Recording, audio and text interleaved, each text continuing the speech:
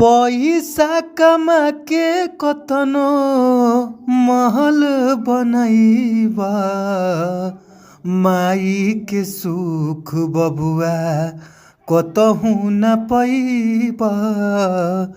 माई के सुख बबुआ कतहु न पैबा, माई के सुख बबुआ।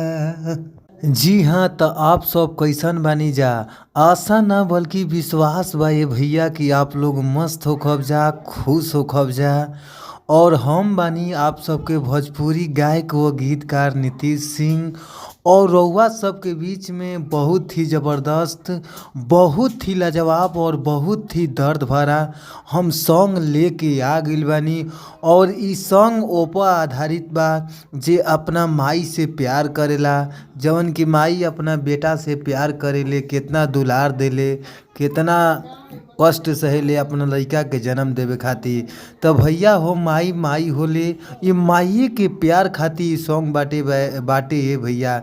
अगर अच्छा सी सॉन्ग गा देतनी, अच्छा से एकरा के रिकॉर्ड करवा देतनी, अगर अच्छा से गायकी कर देतनी, तो भैया हो आशा ना बल्कि पूरा विश्वास बा कि सॉन्ग आप लोग के बीच में बहुत ही ज़बरदस्त बाजी, ताकि माई के ममता के दर्द भरा ही कहानी भाई भैया। आप लोग एकरा का अच्छा से गाइब जा, अच्छा से आवाज़ निकाल के अच्छा से गायकी करब जा, हम एकरा के रियाज करब जा और दिल से गाइब जाए भैया, ताकि रउआ सबसे हम निहोरा करतनी। बहुत ही अच्छा ही सॉन्ग बा, माँ सॉन्ग बा। और रउआ सबके बीच में आई जा हम मुखड़ा सुनावतनी, आप लोग एकरा के गौर से सुनी जा। और रउआ सब अच्छा माइटर खोजा तनी, अच्छा माइटर रउआ सबके नइखे मिल पावत, तो आप लोग के घबराए के ज़रूरत नइखे। अच्छा माइटर पावे खातिर भैया हमारी यूट्यूब चैनल के सब्सक्राइब कर लीजा, जौना यूट्यूब चैनल के नाम बाटे भोजपुरी संगीत लिरिक्स। तो आप लोग ज़रूर सब्सक्राइब कर ली और घंटी के बेल आइकन दबावल मत भुलाइब जा। तो आई जा रउआ सबके बीच में हम मुखड़ा सुनावतनी, आप लोग प्यार से सुनी जा, गौर से सुनी जा। आई जा कहे के भाव बाटे, सुनी जा। पैसा कमा के कतनो महल बनैबा, माई के सुख बबुआ कतहु न पैबा।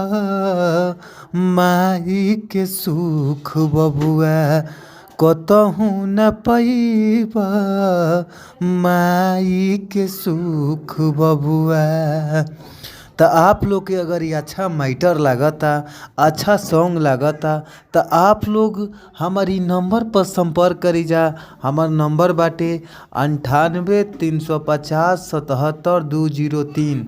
आप लोग एक बार और हमार नंबर नोट कर ली, 98 350 77 203।